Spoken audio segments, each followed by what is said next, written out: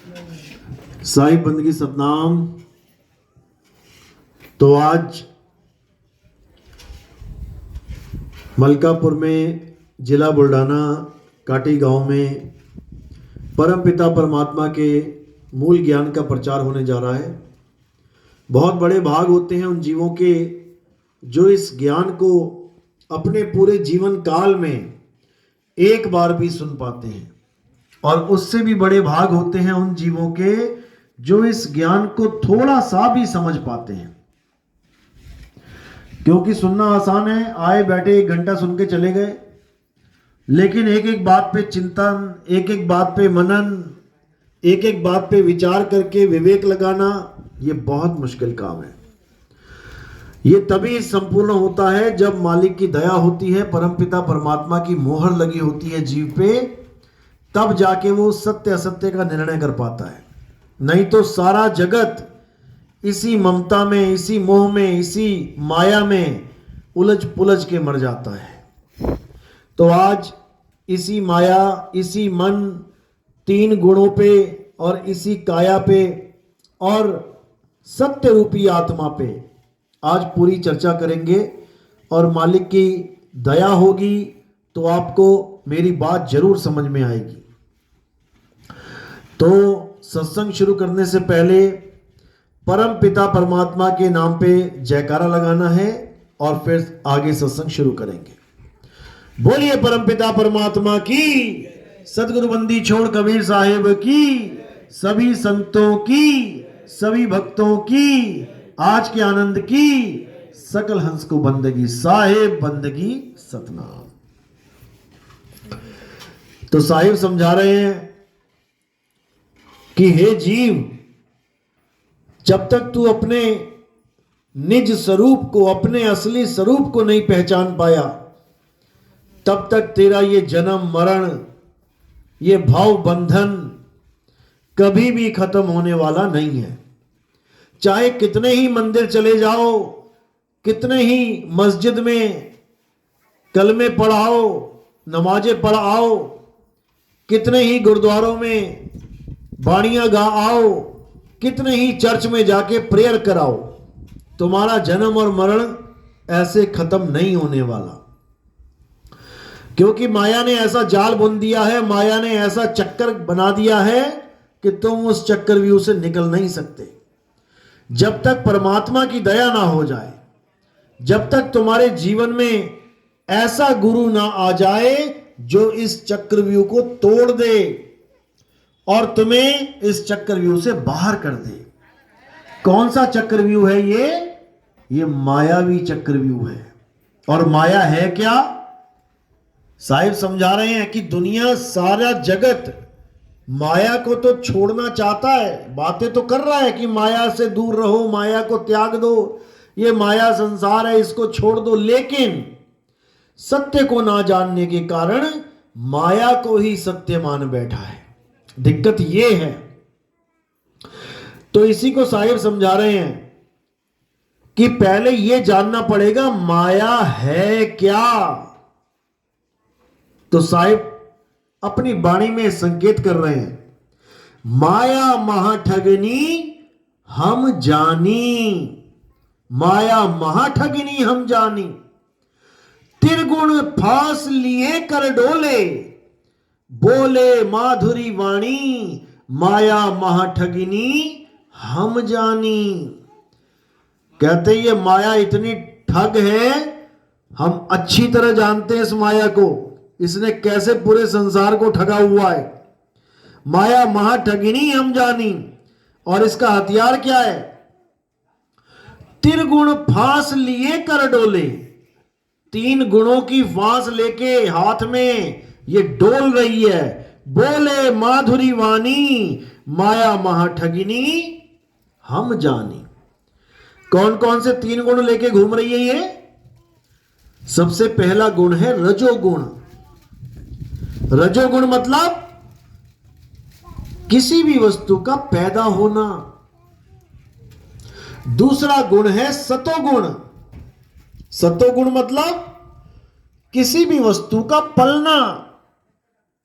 और तीसरा गुण है तमोगुण यानी किसी भी वस्तु का नाश हो जाना।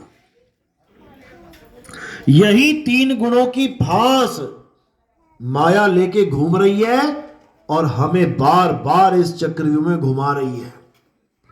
अब हम कैसे बचेंगे माया से? हमें माया को समझना पड़ेगा कि माया है क्या, कौन सी ऐसी वस्तु है जो तीनों गुणों से न्यारी है, उसको ढूंढना पड़ेगा। अब 3 गुणों में है क्या क्या, पहले यह समझ लेते हैं। 3 गुणों का मतलब पैदा होना, पलना और नष्ट हो जाना। अब हम सत्य किसको मान के बैठे हैं? पहले तो उस पे आ जाते हैं। हम सबसे पहले सत्य मान लेते हैं भगवान के शरीरों को। कोई राम जी के शरीर की पूजा कर रहा है, कोई श्याम जी के शरीर को भगवान मान बैठा है, कोई हनुमान जी के शरीर को भगवान मान बैठा है, कोई शेरा वाली माता को मान बैठा है। यानी किसी ना किसी शरीर की कोई ना कोई पूजा कर रहा है। अब इस शरीर के ऊपर बात चलती है कि क्या शरीर 3 गुणों से रहित है? जब कृष्ण जी पैदा हुए छोटे से, धीरे धीरे पले बड़े हुए, पैदा हुए तो रजोगुण, पले बड़े हुए तो सतोगुण, और जैसे ही अंत में पैर में तीर लगा, शरीर की मृत्यु हो गई, वो तमोगुण में समा गया। यानी रजोगुण, सतोगुण, तमोगुण से कृष्ण जी का शरीर न्यारा नहीं है। अब अगर तुम कृष्ण जी के शरीर की पूजा कर रहे हो, भले ये मान के कर रहे हो कि मैं तो भगवान की पूजा कर रहा हूं, तुम माया की ही पूजा कर रहे हो। बिल्कुल सेम चीज राम जी के शरीर के साथ है, हनुमान जी के शरीर के साथ है, इस दुनिया के किसी भी शरीर के साथ है। यह शरीर त्रिगुणी माया है। इसीलिए गीता में कृष्ण जी ने बिल्कुल स्पष्ट बोल दिया कि हे अर्जुन, इस दुनिया में 2 प्रकार के तत्व हैं। एक वो जिसका पैदा होता है, जो पलता है और नाश हो जाता है, जिसका जन्म होता है और नाश हो जाता है, यानी वो शरीर है। काया असत्य है, काया ही माया है, किसी भी प्रकार की काया हो। अब ये काया त्रिगुणी है, चाहे किसी की भी हो। और क्या है त्रिगुण में? मंदिर, मस्जिद, गुरुद्वारे, चर्च, कोई भी धार्मिक स्थल जो इंसान ने बनाया। शुरुआत करी नींव खोद के, नींव खोदी, ईंटें लगाई, रोज रोज रोज मंदिर बढ़ता गया, मस्जिद बढ़ती गई, गुरुद्वारा बढ़ता गया, चर्च बढ़ती गई, धीरे धीरे बड़ी हो रही है, ईंट पे ईंट रख रहे हैं, यानी अभी रजोगुण चल रहा है। जैसे ही कंप्लीट हो गई, रंग कर दिया बढ़िया एकदम फर्स्ट क्लास, चमचमाती हुई, गेट ओपन कर दिया, लोग पूजा करने लग गए जाके। अब सतोगुण आ गया और धीरे धीरे धीरे धीरे धीरे जर्जर अवस्था में वो मंदिर जब गिरने लगा तो तमोगुण आ गया। ना रिपेयर करो, देखो 200 साल में कोई भी मंदिर गिर जाएगा। रिपेयर कर करके 200-400 साल निकाल भी सकते हो, लेकिन फिर भी एक ना एक दिन उसका नाश होना है। ये त्रिगुण माया में आ गया। अब मूर्तियां लगा लो, कोई मूर्ति बनाता है, कोई शिल्पकार, कोई सड़क के किनारे बैठा आदमी देखो हजारों मूर्तियां बना देता है। गणेश चतुर्थी आई तो गणेश जी की बना देगा, रामनवमी आए राम जी का परिवार बना देगा, लक्ष्मी जी का कोई आया त्योहार तो लक्ष्मी जी के बना देगा, दुर्गा जी का आया तो दुर्गा जी की मूर्तियां बना देगा। अब रोज रोज जितनी मूर्तियां बना रहा है, धीरे धीरे वो मूर्तियां बदल रही हैं, बड़ी हो रही हैं। जब तक बड़ी हो रही हैं रजोगुण, और जैसे ही बन के तैयार सतोगुण मंदिर में स्थापित हो गई। अब अगर गलती से भी खंडित हो गई, उंगली टूट गई, चक्र टूट गया, गदा टूट गई, मुकुट टूट गया, अब उस मूर्ति को उठा के मंदिर से बाहर रख दिया जाएगा, यानी तमोगुण में आ गई। हर चीज रजोगुण, सतोगुण, तमोगुण में ही आ रही है, जिसकी भी हम पूजा कर रहे हैं। नदियों में लोग पूजा कर रहे हैं। एक समय था नदी नहीं थी, जैसे गंगा की बात करें, एक समय था धरती पे गंगा नहीं थी, गंगा प्रकट की गई, धीरे धीरे धीरे ऐसे मौसम बदल रहे हैं कि नदियां ही सूख रही हैं। तो ऐसे ही ये भी तीनों गुणों में आ गई। या पूरे संसार में जो कुछ भी तुम्हें दिखाई दे रहा है ए टू जेड, तुम देखो आज जो चीज है वो कल बदल रही है। आज जो रजोगुण में आ रही है वो कल को तमोगुण में आ रही है। यानी पूरा जगत, पूरा संसार इन तीन गुणों में आ रहा है। तो सत्य क्या है? जब सारा संसार तीन गुणों में आ रहा है तो सत्य क्या है? अब कुछ लोग सोचते हैं कि शायद राम नाम सत्य है।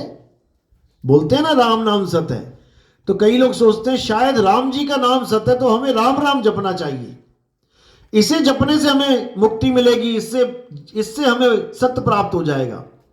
यह भी गलत है। यह भी तीन गुणों में आता है। जैसे ही हम रा की आवाज निकालते हैं रा, वैसे ही रजोगुण आ जाता है। जब हम बीच में पहुंचते हैं रा, तो ये सतोगुण आ जाता है। और जैसे ही मां पे ये नाम खत्म होता है, तमोगुण आ जाता है। ये भी पैदा हुआ, ये भी चला और ये भी खत्म हो गया। ओम नाम का जाप करते हैं, ओ जैसे ही शुरुआत करी रजोगुण आ गया। अब जितनी देर ओम चल रहा है ये सतोगुण है, और जैसे ही मां पे आ जाएगा ये खत्म हो जाएगा, ये भी त्रिगुण में आ गया। यानी कोई भी चीज इस संसार में तीन गुणों से परे नहीं है। हर चीज तीन गुणों में उलझी पड़ी है। अब यही त्रिगुणी माया सबको उलझा के मार रही है, लेकिन कोई समझ नहीं पा रहा कि हम जिसको भगवान मान के, परमात्मा मान के, अपना इष्ट मान के पूज रहे हैं, वही माया बना बैठा है हमारे लिए। अब माया से परे क्या चीज है उसको जानना है, और वो एक ही है, वो 2 3 4 5 नहीं है। माया से परे क्या है? आत्मदेव। आत्मा ही माया से परे है, जिसके लिए अर्जुन को समझाया कृष्ण जी ने, हे अर्जुन, ये शरीर तो माया है, ये शरीर तो असत्य तत्व हैं, जो सत्य है वो केवल आत्मा है। इस आत्मा को ना तो कोई शस्त्र काट सकता है, इस आत्मा को ना तो अग्नि जला सकती है, इस आत्मा को ना तो वायु सुखा सकती है, इस आत्मा को ना तो जल भिगो सकता है। इस दुनिया के हर शरीर को शस्त्र काट सकता है, अग्नि जला सकती है, वायु सुखा सकती है, जल भिगो सकता है, लेकिन आत्मा को कोई कुछ नहीं कर सकता। इसलिए अगर इस दुनिया में कुछ पूजनीय है तो वो केवल आत्मा है। अगर इस दुनिया में कुछ सत्य है जो माया से परे है, त्रिगुणों से परे है, तो वो केवल आत्मा है। इसी आत्मा की महिमा हर संत ने गाई है। जल में मीन प्यासी, मोहे देखत आवे हासी, आत्म ज्ञान बिना नर भटके, कभी काबा कभी काशी। इस आत्मा के ज्ञान के बिना, यानी सत्य ज्ञान के बिना हर जीव भटक रहा है। क्या हिंदू, क्या मुस्लिम, क्या सिख, क्या ईसाई, हर जीव भटक रहा है। अब इसकी भटकना खत्म केवल तभी हो सकती है जब इसको आत्मज्ञानी गुरु मिल जाए। तो साहिब समझा रहे हैं, जब लगना चीनोगे आत्म, तब लगना मिली है परमात्म। आत्म चीने परमात्म चीने, संत कहावे सोए, और यह भेद काया से न्यारा, बूझे बिरला कोई। जब तक तुमने आत्मा को नहीं चीन लिया, जब तक तुम्हें परमात्मा मिल ही नहीं सकता, क्योंकि परमात्मा तुमसे भिन्न नहीं है, तुमसे भिन्न नहीं है। आत्म में राम, राम में आत्म, चीनस गुरुमुख विचारे। इस आत्मा में ही परमात्मा का वास है, लेकिन लोग इसको समझ नहीं पा रहे। कैसे? ज्यों तिल माही तेल है। अब तिल अपना तेल ढूंढने के लिए गली गली जाके धक्के खाने लग जाए तो उसको कब मिलेगा? कभी नहीं मिलेगा। ज्यों तिल माही तेल है और ज्यों चकमक में आग, तेरा साईं तुझ में है, जाग सके तो जाग। तेरा साईं तुझ में है, तू कहां जा रहा है ढूंढने? तुझ में रमण कर रहा है वो।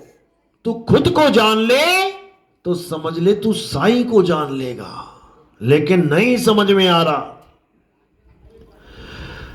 समझ में तब आता है जब भेदी गुरु मिलता है, जो आत्मा में परमात्मा के दर्शन कराता है। इसी को बोला है, आत्म में परमात्म दर से और परमात्म में झाई, अरे झाई में परछाई दर से, लखे कबीरा साईं। अगर परमात्मा का वास है, अगर परमात्मा कोई वस्तु है, तो वो तुम्हारी आत्मा में है। इसको अच्छी तरह समझ लो। तो कहते हैं, लहर ढूंढे नीर को और कपड़ा ढूंढे सूत, जीव ढूंढे ब्रह्म को, ये तीनों ऊत के ऊत। ऊत यानी पागल, ये बावले घूम रहे हैं। लहर ढूंढे बूंद को। अब लहर बनी किससे है? पानी की बूंदों से ही बनी है। अब वो पानी ढूंढ रही है, पानी कहां है, पानी कहां? अरे तू बनी किससे है? तू पानी से ही बनी है। और कपड़ा ढूंढे सूत, कपड़ा सूत ढूंढ रहा है। अब बना किससे है? जीव ढूंढे ब्रह्म को, और तीनों ऊत के ऊत। ये तीनों कमले फिर रहे हैं, पागल बन के घूम रहे हैं। जब तक तुम उसको बाहर ढूंढोगे, वो तुम्हें मिलने वाला नहीं है। ढूंढना कहां है? बंदे खोज दिल हर रोज। अपने दिल में ढूंढो। अब ये वाले दिल में मत ढूंढने लग जाना जहां पे पंप चल रहा है खून आगे बढ़ाने का। दिल का मतलब है हृदय, हृदय का मतलब है तुम्हारा निज स्वरूप, तुम्हारा निज स्वरूप। इसी को साहिब ने बोला है कि हमारी आत्मा में परमात्मा ऐसे रमा हुआ है जैसे दूध में घी। अब दूध बोले कि मैं घी ढूंढने जा रहा हूं, ढूंढता रहे। गलियों में, नदियों में, नालों में, जंगलों में, पहाड़ों में दूध भागा फिर रहा है घी को ढूंढने के लिए। कहां है घी, कहां है घी? अरे भाई, तेरा घी तुझ में है। जहां पर भी तो खड़ा हो गया वहीं परमात्मा है। तुम जहां पर भी बैठे हो वहीं परमात्मा है। बस तुम भेदी गुरु से भेद प्राप्त कर लो कि वो वस्तु है कहां। वस्तु कहीं ढूंढे कहीं और कैसे लागे हाथ। गुप्त वस्तु तब मिले जब भेदी लीजे साथ। भेदी लीना साथ में, अरे दीनी वस्तु लखाए। कोटि जन्म का पंथ था, पल में पहुंचा जाए। करोड़ों जन्म का पंथ है ये। अगर तुम बिना गुरु के ढूंढने चलोगे परमात्मा को, करोड़ों जन्म तक भटकते रह जाओगे। और अगर गुरु मिल गया तो पल में देत लखाए। एक पल में तुम्हें परमात्मा का ज्ञान करवा देगा कि कहां है परमात्मा, कहां ढूंढना है उसको। हां, उसको ढूंढने में समय लगेगा क्योंकि सूरत एकाग्र नहीं है। सूरत फंसी संसार में, अरे तासे पड़ गई दूर। और सूरत बांधे स्थिर करो, आठों पहर हुजूर। परमात्मा हमें क्यों नहीं मिल रहा? नाम दीक्षा लिए जी 2 साल हो गया जी, 3 साल हो गया जी, क्यों नहीं परमात्मा आ रहा? परमात्मा तो आ रहा है, लेकिन उसको बैठने के लिए जगह ही नहीं है। कोई मेहमान आए तुम्हारे यहां और जैसे ही अंदर घुसे, चारों तरफ आदमी आदमी आदमी आदमी बैठे हैं, कहीं जगह ही नहीं है बैठने को, तो वो क्या करेगा? वो देख के फिर वापस बाहर आ जाएगा। जब जगह ही नहीं तो क्या करेगा वहां खड़ा होके? इस प्रकार परमात्मा भी जब देखता है कि अब मैं जाके बैठूं, वो देखता है अरे इसके दिमाग में तो मेरा मकान, मेरी दुकान, मेरे बीवी, मेरे बच्चे, मेरा कुत्ता, मेरा बिल्ला, मेरा गाय, मेरी भैंस, मेरी बकरी, ये सारे घुसे पड़े हैं, मैं कहां बैठूं। फिर वो कहता है चल ठीक है, इसको खेलने ही दे और खेल ले, जितना खेलना है खेल ले, जब ये दिमाग से निकल जाएंगे तब आ जाएंगे, कोई बात नहीं। तो इसी प्रकार अब ये नहीं कि घर बार छोड़ देना, ऐसा नहीं है। कैसे रहना है इस दुनिया में इसको भी समझ लो।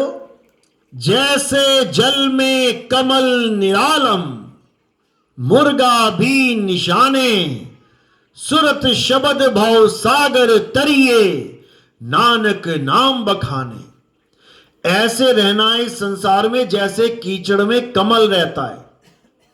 अब कीचड़ में कमल रहता है 24 घंटे, लेकिन कीचड़ की इतनी हिम्मत नहीं कि कमल को टच भी कर पाए, वो टच नहीं कर सकता, क्योंकि कमल निर्लेप है कीचड़ से। अब आप कैसे निर्लेप होगे? जब आप इस बोध में रहोगे कि मेरी मां नहीं है, मेरा पिता नहीं है, मेरे बच्चे नहीं हैं, मेरा घर, मेरी दुकान, मेरा मकान मेरा नहीं है। ये तो मुझे एक ड्यूटी दे दी गई है, एक रोल दे दिया है कि तू अब इन बच्चों की मां है, चल मां का रोल निभा। अब रोज सुबह उठ के बच्चों को नाश्ता दे, स्कूल भेज, ये कर वो कर। अब रोल मिल गया, तू इसकी बीवी है, रोल निभा। अब अपने पति को सारे कार्य कर रही है, मकान के, घर के, अपने पति को ऑफिस भेज रही है, सारा रोल निभा रही है। किसी को रोल दिया गया तू बाप का रोल कर, अब वो अपने बच्चों को पाल रहा है। किसी को बेटे का रोल दे दिया, वो अपने माँ बाप की सेवा कर रहा है। यानी हर किसी को कोई ना कोई रोल दिया गया है। अब उसने कैसे निभाना है इस रोल को? बोध में रह के कि मेरा कोई पिता नहीं है, लेकिन मुझे रोल मिला है, मैंने इस पिता की सेवा करनी है। ये मेरा पिता नहीं है, मुझे रोल मिला है केवल। ये मेरी बीवी नहीं है, ये मेरे बच्चे नहीं है, लेकिन मुझे रोल मिला है, अब मुझे निभाना है। अब इनके साथ क्या हो रहा है, ये जी रहे हैं, मर रहे हैं, चले गए छोड़ के, उसमें भी मेरा कोई इंटरफेयर नहीं है। जब ये मेरी बीवी नहीं है तो ये मेरे बच्चे कहां से हो गए? ये बच्चे कौन है? किसी के घर में मरे तो मेरे घर में पैदा हो गए। कैसे आता है जीव?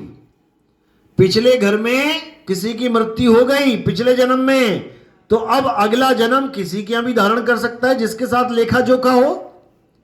तुमसे 10 लाख रुपया लिया किसी ने, अब तुम वापस मांग रहे हो, कहता मैं ना देता। अब क्या होगा? तुम मांगते मांगते मर गए, उसने दिया नहीं। अब तुम ही उसके घर में बेटा बन के पैदा हो जाओगे, वही 10 लाख रुपए मांगोगे और वो हंस हंस के देगा। जैसे तुम अपने बच्चों को देते हो, पापा 100 रुपए देना, ले बेटा। पापा 500 देना, ले बेटा। पापा 1000 देना, ले बेटा। और पड़ोसी का बेटा मांगे, अंकल 200 दे दो मुझे, मैं ना देता तुझे 200। समझो इस बात को। इक लेवा इक देवा दूतम, कोई किसी का पिता ना पूतम। एक लेवा एक देवा, यानी तुमने जिनके उधार मारे थे वही तुम्हारे घर बेटा बन के आ गए हैं अपना पैसा वापस लेने। और जब पूरा हिसाब हो जाएगा तो वो कहेंगे तू कौन मैं कौन। तुम्हें बुढ़ापे में छोड़ के चले जाएंगे, कोई अमेरिका चला गया, कोई इंग्लैंड चला गया, मुड़ के देखा तक नहीं मां बाप को। बेचारे करोड़ों रुपए के बंगलों में महीना महीना तक मरे रहे, सड़ गए, बदबू आई, पड़ोसियों ने दरवाजा तोड़वाया तो देखा वहां हड्डी का ढांचा पड़ा हुआ है, कीड़े पड़े हुए हैं, मरे पड़े हैं। तो भाई कोई किसी का नहीं है, ये सब लेने देने के संबंध हैं। तुम्हारा बेटा इसलिए आ गया क्योंकि तुम उसके कर्जदार हो, तुम दे रहे हो उसको, और ऐसे कर्जदार बन गए कि लेके भी वो कहेगा अरे पिताजी तूने मेरे लिए किया क्या है, जो तूने किया वो तो सब करते हैं अपने बच्चों के साथ, तूने स्पेशल क्या कर दिया मेरे लिए? ऐसी बातें सुना के, ताने मार के, तब तुम्हें समझ में आएगा कि ये मेरा बेटा नहीं है भाई, ये मेरा देवनदार है, लेवनदार है। तो यही माया है, इसी माया से परे हो जाना है, यानी सारे काम करते जाओ और इसको एक खेल समझो। ये एक नाटक चल रहा है, कोई किसी का नहीं है। अगर आपका कोई है इस संसार में तो केवल और केवल परमपिता परमात्मा, उसके अलावा कोई नहीं है। वही है जो तुम्हारी हर गलती को क्षमा कर सकता है, वही है जो तुम्हारी एक पुकार पे तुम्हें यहां से बाहर कर सकता है। लेकिन कोई पुकार ही नहीं रहा। पुकार किसकी चल रही है? हे भगवान मेरी इस बार फसल बढ़िया हो जाए, तथास्तु। हे भगवान मेरे बच्चे के अच्छे नंबर आ जाएं। गुरु भी धारण कर लिया तो क्या मांग रहे हो? मेरी बेटी के बच्चा नहीं हो रहा, मेरी बहू के 7 साल से बच्चा नहीं हुआ। बताओ बाबा जी हम बच्चे देने के लिए बैठा है। मुक्ति की बात कोई नहीं कर रहा कि मैं जन्मों जन्मों से फंसी हूं, पता नहीं कितनी बार मां बन ली, कितनी बार बेटी बन ली, कितनी बार कुत्ता बिल्ली हाथी घोड़ा सूअर चीते सांप बिच्छू क्या नहीं बन गए। लेकिन अभी भी किसी को मुक्ति का मतलब भी नहीं पता है। मुक्ति को तो कहते हैं अरे मुक्ति क्या करनी है, ऐसे ऐसे पंथ चल रहे हैं। अगर उनसे कहो ना कि भैया मुक्ति, कहते मुक्ति क्या चीज है? मुक्ति तो बहुत नीचे का ज्ञान है, बहुत तुच्छ चीज है। अच्छा फिर बढ़िया चीज क्या है? अरे भगवान के साथ आओ, दुनिया में बार बार आओ, कभी गोपी बन के कभी ग्वाल बन के आओ, इसी में खुश हैं। क्योंकि इनको मुक्ति की परिभाषा तक नहीं पता है।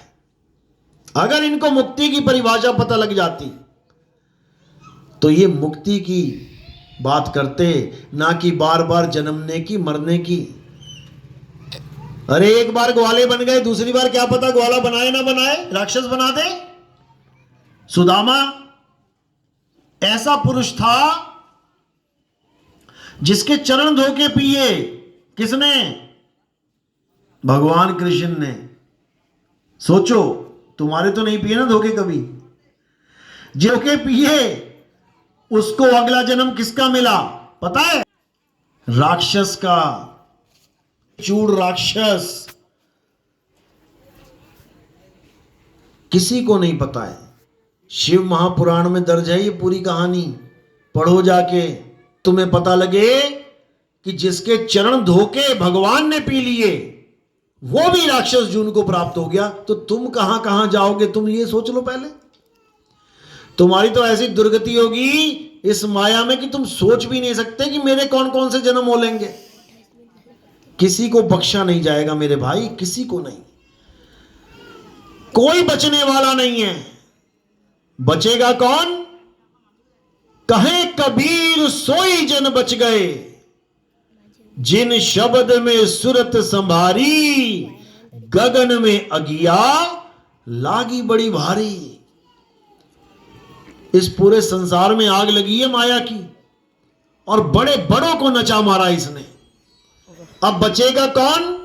बचना चाहो काल जाल से तो चीनो शब्द हमारा, और कहे कबीर अमर कर राखू, जो निज होए हमारा।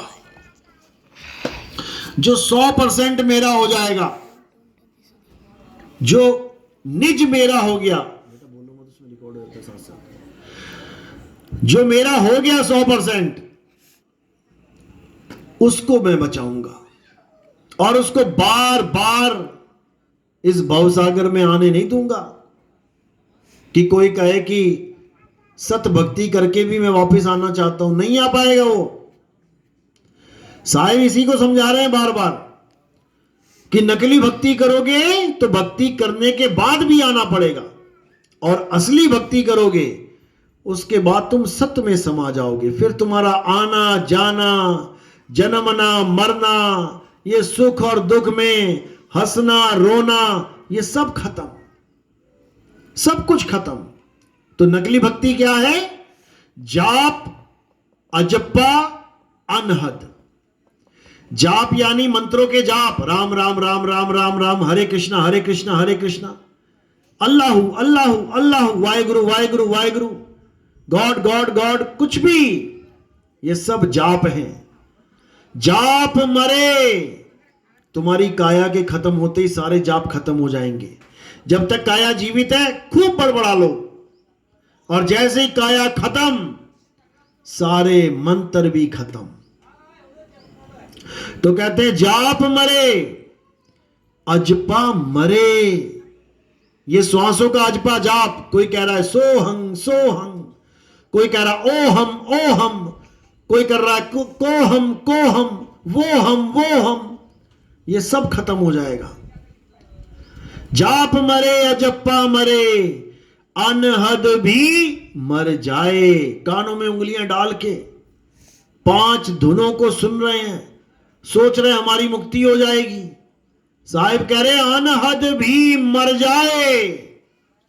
जिस अनहद को ये परमात्मा मान के बैठे हैं वो भी खत्म हो जाएगा। बचेगा कौन? सूरत समाए शब्द में, वाको काल ना खाए। अगर भेदी गुरु से तुम्हें सार शब्द का ज्ञान प्राप्त हो गया, अब तुम्हें काल नहीं पकड़ पाएगा, क्योंकि तुम्हारा वास सार शब्द में हो जाएगा, और सार शब्द तक काल नहीं पहुंच सकता। इसी को साहिब ने समझाया है कि सार शब्द आए जेहि विधि हाथा, तेहि विधि काल नवावे माथा। एक बार सार शब्द हाथ आ गया, अब काल घुटने टेक देगा, सिर झुका लेगा तुम्हारे आगे। यह महिमा है सार शब्द की। और कुछ लोग भरमाने में लगे हैं कि सार शब्द कुछ होता ही नहीं है। बिल्कुल नहीं होता है, लेकिन किनके लिए? जिनको वो प्राप्त नहीं हो पाता उनके लिए नहीं है। एक लोमड़ी जंगल में जा रही थी, अंगूर का पेड़ मिला, अंगूर की बेल, अब ऊपर देखा अंगूर बढ़िया एकदम पीले पीले, अब लगी छलांगे मारने की अंगूर खाए जाएं। 1000 बार छलांग मार दी, अंगूर तक नहीं पहुंच पाई। अब क्या करें? अब दिल टूट रहा है कि बढ़िया चीज थी खाने की, मिली नहीं। अब मन को समझा रही है, ओहो खट्टे हैं ये अंगूर, खट्टे हैं, अच्छा हुआ नहीं खाया। अच्छा हुआ नहीं खाया, क्योंकि प्राप्त नहीं कर पाए। ऐसे कुछ निकम्मे हैं 2-2 साल, 3-3 साल, 4-4 साल दुनिया में दिमाग घुमा दिया पूरा, और बात करते परमात्मा नहीं मिला 4 साल से। कमरे में बैठने की जगह नहीं परमात्मा को, सारी दुनिया में सूरत को भटका रखा है, और दोष दे रहे हैं गुरु को कि परमात्मा नहीं मिला, परमात्मा नहीं मिला। कबीर साहब कह रहे हैं सूरत फंसी संसार में, तासे पड़ गई दूर। तुम्हें समझा रहे हैं कि तुम्हारी सूरत दूर पड़ गई। अब तुम देखो कि पूरा दिन तुम्हें क्या ख्याल आता है। बस तुम बैठ जाओ आराम से, 1 मिनट बैठो, अब देखो कि तुम्हारे मन में क्या क्या ख्याल आ रहे हैं। वहीं वहीं सूरत फंसी पड़ी है तुम्हारी। जो भी ख्याल तुम्हारे मन में आ रहा है वहीं सूरत अटकी पड़ी है। अब वहां से निकालना है तुमने। करके देखो कोशिश, लग जाएगा पता। तो इसी को साहिब समझा रहे हैं, सूरत फंसी संसार में, तासे पड़ गई दूर, सूरत बांध स्थिर करो, 8 पहर हुजूर। तुम नहीं इसको रोक सकते, सूरत को भटकने से। हाथी को तुम कंट्रोल नहीं कर सकते अपने हाथों से, करके देख लो।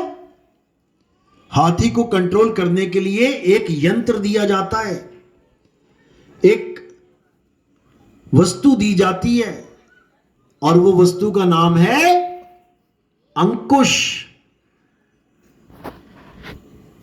उसके सिर पे बैठा होता है बंदा हाथी के, और अंकुश उसके हाथ में होता है। स्टीयरिंग की तरह घुमाता रहता है, किधर जाना है किधर नहीं, ऐसे कंट्रोल कर लेता है हाथी को। ऐसे ही जो शब्द रूपी अंकुश है, ये मन रूपी हाथी को, जो तुम्हारी सूरत को भटका रहा है, ऐसे कंट्रोल कर देता है। लेकिन तब होता है भाई जब तुम गुरु के कहे पे चलो। अब गुरु के कहे पे चलना नहीं है और कह रहे जी कंट्रोल नहीं हो रहा, जी कंट्रोल नहीं हो रहा, सारी उम्र लगे रहो। यही साहिब समझा रहे हैं, गुरु को सिर पे राखिए, उस हाथी के सिर पे बैठा दो गुरु को, और चलिए आज्ञा माही। कहें कबीर ता दास को ये तीन लोक भय नाही। उस दास को इन तीनों लोक का भय नहीं रह जाएगा छोड़ने का, क्योंकि वो सार शब्द में समा जाएगा। तीन लोग कौन से हैं? ये सूरज चांद सितारे, ये तो माया है। तीन लोग क्या है? तीन लोक है देह में, रोम रोम में धाम, बिन सतगुरु ना पाइए सार शब्द निज नाम।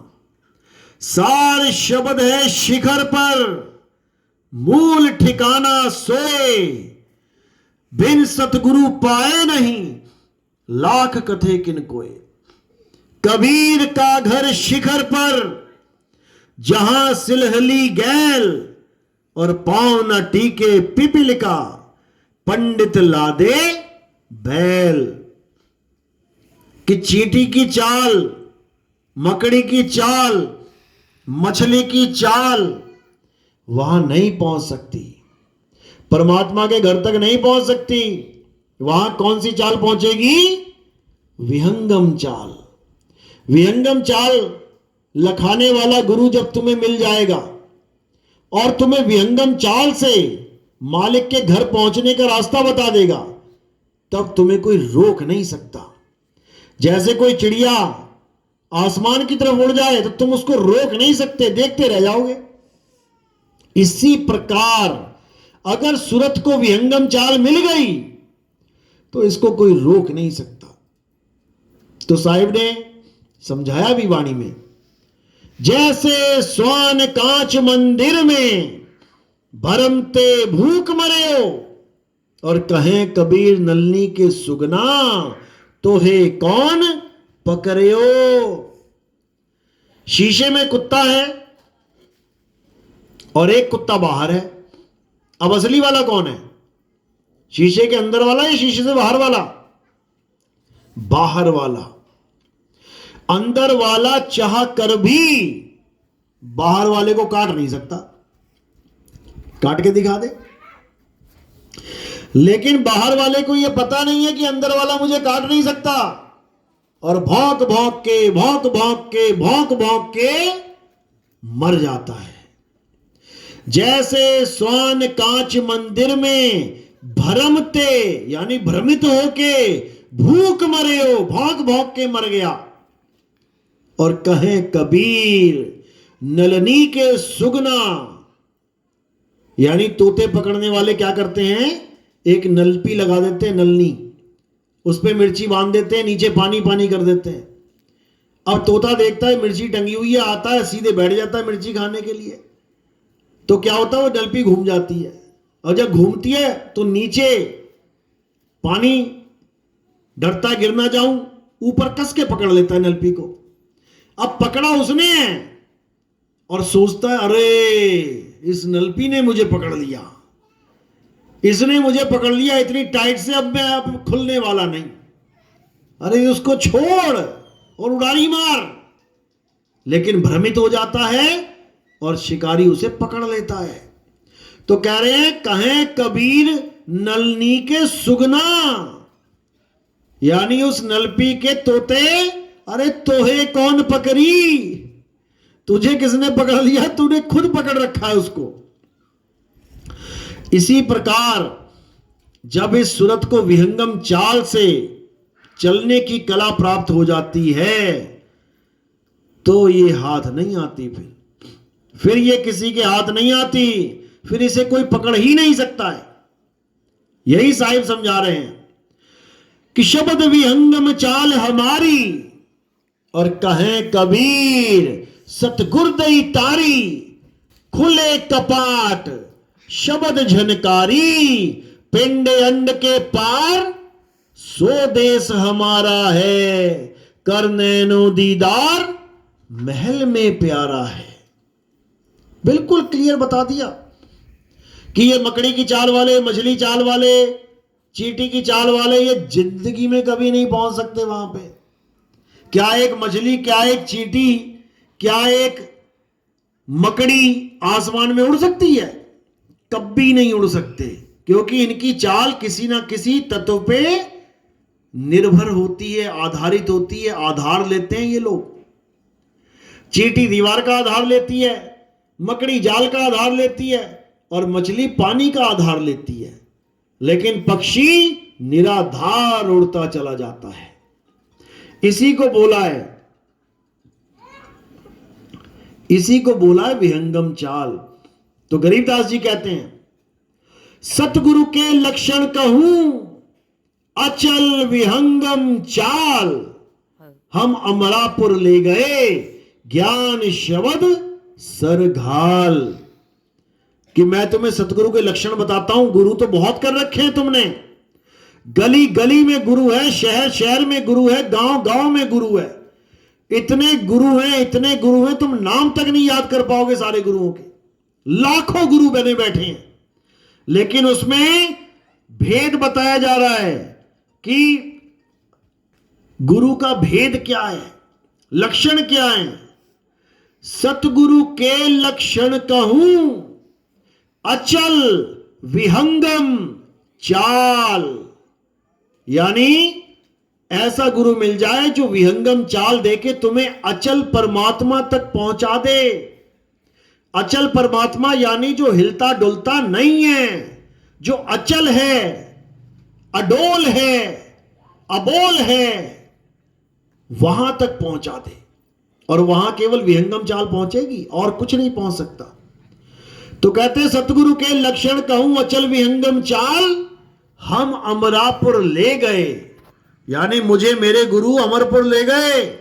ये काल की दुनिया, ये मृत्यु लोक, ये छुड़वा के अमरपुर ले गए, यानी जहां जाकर कोई मरता ही नहीं है। यहां तो सबको मरना पड़ेगा भाई, चाहे तुम करोड़पति हो, चाहे तुम रोडपति हो, चाहे तुम आदमी हो, चाहे तुम औरत हो, चाहे तुम बच्चे हो, चाहे तुम जवान हो, चाहे तुम बूढ़े हो, सबको एक ना एक दिन तो मरना पड़ेगा। लेकिन जहां मुझे मेरा गुरु ले गया, वहां पर मौत का नाम ही नहीं है। वहां पर हम सब अमर हो जाएंगे, अमर।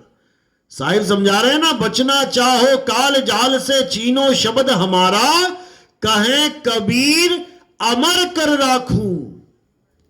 ऐसी जगह बता दूंगा जहां जाने के बाद कोई मरता ही नहीं है, मौत होती ही नहीं है, क्योंकि मौत केवल मृत्यु लोक में होती है। मृत्यु लोक कहां है? मृत्यु लोक जहां तुम बैठे हो यही है मृत्यु लोक। और इसी लोक में तुम्हारी मौत होने वाली है और तुम अपने भाई भाई से झगड़ा कर रहे हो। मुझे कम जमीन दी, तूने ज्यादा ले ली। मुझे कम मकान दिया, तूने ज्यादा ले लिया। मुझे कम पैसे दिए, तूने ज्यादा ले लिए। और यही मौत तुम्हारा इंतजार कर रही है कि आजा बेटा, तुझे मैं दिलाती हूं जमीन। इस माया ने ऐसा जाल बुन रखा है कि एक आम जीव तो छोड़ो, बड़े बड़े देवी देवताओं को लपेटे में ले लिया। एक आम आदमी, एक आम राजा अगर जमीनों पे कब्जा करता है लोगों की, तो समझ में आता है कि ठीक है, लालची है। जैसे देश है, हमारे देश के साथ में एक देश है, वो क्या करता है, वो अपनी जगह ही बढ़ाता रहता है, कब्जे करता रहता है दूसरों के देशों पे। चीन नाम है उसका, वो बढ़ता ही जाता है। समझ में आता है एक आम आदमी चला रहा है उसे, लालची। लेकिन भगवान राम जैसे लोग, उन्होंने भी घोड़ा दौड़ा दिया। कौन सा यज्ञ किया था? अश्वमेघ यज्ञ। क्या मतलब होता है उस यज्ञ का? कि मैं घोड़ा दौड़ा रहा हूं और ये घोड़ा जहां जहां जा रहा है सब अपने आप सरेंडर कर देना मेरे आगे।